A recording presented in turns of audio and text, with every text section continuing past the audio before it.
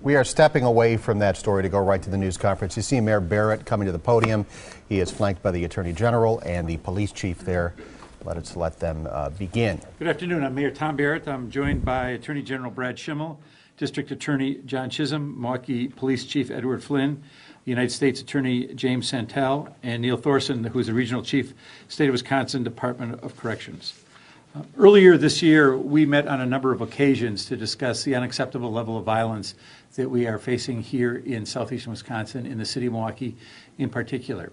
And what we agreed to do was to continue conversations to see how we could more effectively work together on a comprehensive plan to reduce gun violence within the city of Milwaukee. What we have today is an announcement of a memorandum of understanding, a memorandum of agreement between the Wisconsin Department of Justice, Wisconsin Department of Corrections, Milwaukee County District Attorney's Office, the Milwaukee Police Department, and the city of Milwaukee that goes into the details of that memorandum. It's fair to say that all of us agree that the level of violence in the city of Milwaukee, in particular gun violence, is unacceptable. I feel that the citizens of the city feel the same way, and it's important for all of us to be working together to do what we can to reduce violence. At our last meeting in April, the Attorney General said that he would work with the Joint Finance Committee of the state legislature to secure additional funding for district attorneys, for Attorney Generals, Assistant Attorney Generals, who would be assigned to work with District Attorney John Chisholm's office here in the city of Milwaukee. We, the police department in the city of Milwaukee, also agreed that we would have investigators and detectives who would work very closely with this unit so that we could bring more charges to those individuals who unlawfully use guns in the commission of crimes in the city of Milwaukee and Milwaukee County. I spoke earlier this afternoon and this morning as well with soon-to-be Chief Judge Maxine White, who said that she was working with us and is working with us to make sure that we have a court that will be committed to having these charges brought before them. And if there's a need for an additional court, we're going to be working with her for that as well. What I'm going to do now is I'm going to first thank the Attorney General for his cooperation in working with us. And I'm going to ask him to detail his role in this and what's going to happen. Following the Attorney General, we'll hear from the District Attorney. Then we'll hear from Milwaukee Chief Ed Flynn. And finally from U.S. Attorney James Santel, because they're an important partner in this as well. Again, Attorney General, thank you very much for working with us, and I'll turn it over to you. Today we declare war on those who would commit crimes with guns in Milwaukee. Our hearts go out to the families of the victims and to all of those people who don't feel safe in their neighborhoods because of this problem. And it is with them in mind that we have all agreed to not only commit new resources, but to redirect and reprioritize our existing resources to address this problem. Milwaukee is the state's largest economic engine, but more importantly, it is the home to tens of thousands of families that just deserve a safe community.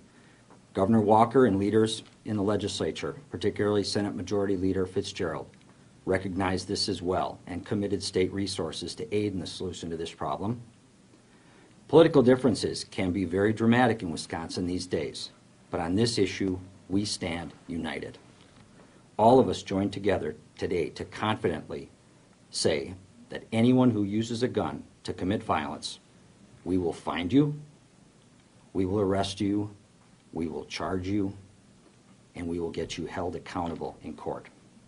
This is not a war on the good people who go to work every day, try to raise their kids, try to have a safe, clean neighborhood. The neighborhoods belong to them. They have the biggest stake in this, and they have lost far too much already. They have a right to be safe, and with the resources each of us will be bringing to bear to address this problem, we will help them to have the safe neighborhoods they deserve. Under the MOU enacted today between city, county, and state officials, we will each put in place additional resources that will ensure we will catch criminals who use guns and ensure they are successfully prosecuted, punished, and prevented from continuing to terrorize their neighborhoods. Law enforcement officers and prosecutors assigned to the Specialized Gun Crimes Team will conduct swift investigations, expedite the filing of charges, and commence cases with arrest warrants. We will work to keep those individuals in custody We will file speedy trial demands to send a clear message that justice will be swift and certain. Many of the gun offenders are on some type of probation or parole supervision. The Department of Corrections will be dramatically increasing residence and bar checks on those who pose risks to commit gun offenses. The Milwaukee Police Department will work closely with DOC to make sure those individuals are taken into custody quickly. And if they have violated their rules, we will pursue revocation of their supervision and their return to prison.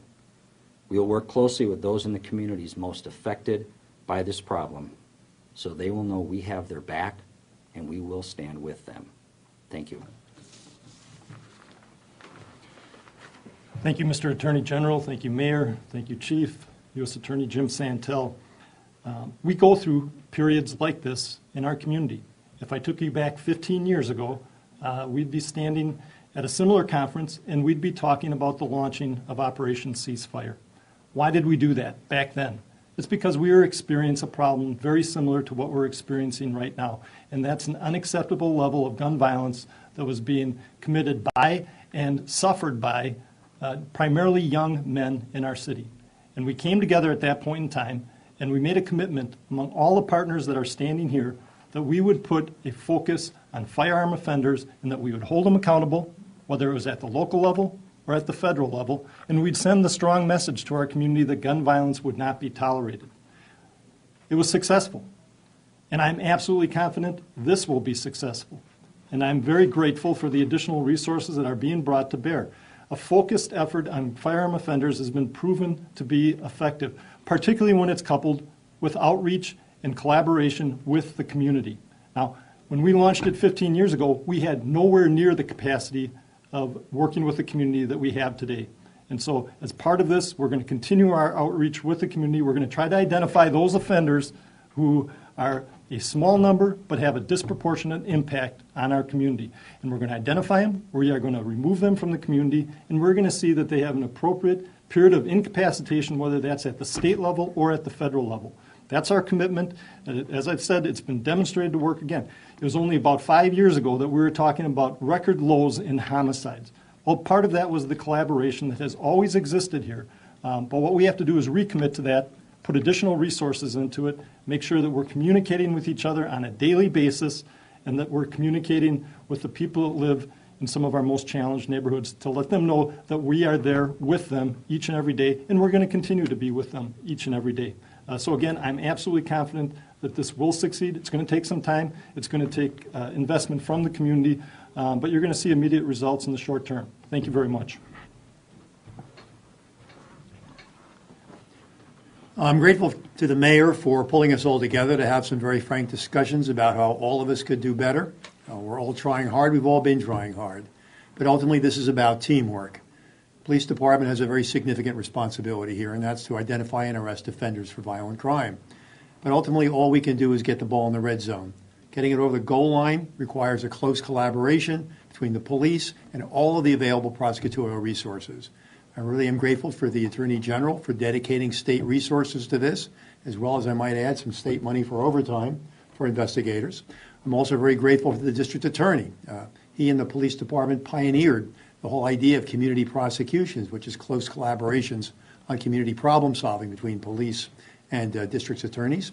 And I think this new effort, which is a very directed effort to make sure that there is sufficient prosecutorial capacity in a specified venue, a dedicated court, to focus on the myriad of offenders who we arrest for a variety of gun-related crimes, aggravated assaults, robberies, shootings, that are retaliatory in nature, arguments and fights that derive from firearms. And one of the things the Attorney General pointed out is with the addition of these resources, if we can't get them for the gun crime, we know who they are, they commit other crimes. The idea is this group of offenders is identifiable because all of our experience indicates at any given time, roughly 10% of the offenders drive 50% of any sort of crime. We've got to focus on the right bad guys. And one thing our sad statistics have told us time and again, 80% of our victims and 85 to 90% of our offenders have criminal records. This is a very tight group of career criminals shooting each other and periodically murdering the innocent by accident or on purpose. But it is a tight group. And this laser-like focus that I know the Attorney General and the District Attorney and the U.S. Attorney, who stepped up and started adopting significant numbers of cases for federal prosecution, that's the step that's got to work. It's one thing to arrest somebody, but if they're back in the community, because our case wasn't developed to the satisfaction of the prosecutors, or they were let out on bail, or they're suddenly reappearing in the neighborhood, that is an inducement to not cooperate with investigations. And so again, having every level of prosecution collaborating on the same offenders, focusing in a very tight environment with a court dedicated for that purpose is a significant additional asset to our current efforts to identify and arrest these purveyors of violence on our streets. So I'm grateful for all of them. It's about teamwork. We're part of the team, and we'll do everything we can to make it work. The chief has just talked about teamwork, as did the district attorney, as did the attorney general, the mayor, and all of us are here today to reaffirm that fundamental notion that law enforcement, good law enforcement, is premised upon that. In southeastern Wisconsin, throughout the state of Wisconsin, we have long enjoyed a law enforcement group that has worked together collaboratively, thoughtfully, purposefully. We communicate a lot. And the purpose behind today's announcement is to further codify the way in which we do business and move it forward even further. I am here today, although we're not formal signatories to the MOU, likewise to engage with the Attorney General, the Mayor, the DA, the Police Chief, and others in law enforcement to reaffirm the strong support of the U.S. Department of Justice to this effort. We know, as do our partners, that the levels of violence here in Milwaukee and in other major metropolitan cities around the country are simply too high. It is not tolerable for us. It's not tolerable for citizens and the victims of those crimes. The federal government, including the U.S. Department of Justice, is equally committed with our partners in law enforcement and with this community to work on that issue, to address it decisively, to address it aggressively, and to ensure that the community knows that we are also a part of that communicative effort to thoughtfully and purposefully identify, investigate, prosecute, and achieve good justice for the citizens of this state and of the city of Milwaukee. Through the FBI, through Bureau of Alcohol, Tobacco, and Firearms, Homeland Security, many other federal investigative agencies, we continue to partner with the DCI, with Brad's wonderful law enforcement entities, with the Milwaukee Police Department and the chief's terrific workers there as well. All of us together partnered in this important effort. We do communicate, we identify, as I said, the perpetrators of this crime, ensure that the proper and appropriate recommendations are made about where prosecutions should take place. Should they occur in the Milwaukee County Circuit Court, other circuit courts around the state of Wisconsin, or should they be brought to the federal courts in Madison and Milwaukee?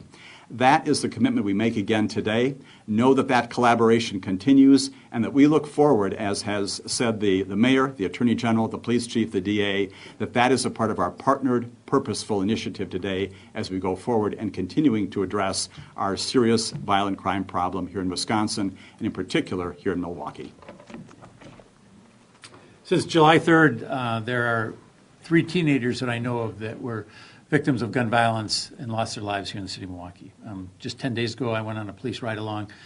There was a 4th teenager who was shot. That teenager, fortunately, is living. No parent should ever face the prospect of having to bury their child because their child is a victim of violence. Yet that's what we see in this city. The families in this city deserve to have this to be a city where they can raise their children. We are all committed to that. And so the message we're sending is if you are using guns to commit violence in this city, we are coming after you. We are coordinated, we are committed, and we are dedicated to making sure we're doing everything we can. And it's not just on the law enforcement front. We're going to reach out to community members and community groups and the faith community, which is vitally important this as well, so that we are in a united front to make Milwaukee a safer city. If there are any questions, we're happy to answer any questions. John, do you believe that judges in Milwaukee County are too soft on violent criminals? No, I believe that they're members of our community. They have families that live in this community, and they understand because they see the implications of gun violence every day. Come to one of our gun courts one of these days, and you'll see that in person. Come to a homicide court where we're trying homicide cases each and every day of the week, every single day of the year that the courts are open. No, clearly they understand the implications of gun violence. They have their obligations. They have their legal duty to be fair and impartial and judge the cases as they see them. No two cases is alike, but certainly the commitment that we've received, certainly in the past, we already have a dedicated gun court, the only dedicated gun court in the state of Wisconsin. That was because the judiciary had made that commitment. And Mayor Barrett joined with the Chief of Police for the city of Milwaukee, the District Attorney, the Attorney General for the state. They're announcing a comprehensive plan to combat gun violence in the city of Milwaukee after we've seen 86 homicides about halfway through the year. More than last year. If you do commit a crime with a gun, they will come after you. That's basically the message today. We're going to take a quick break and be right back.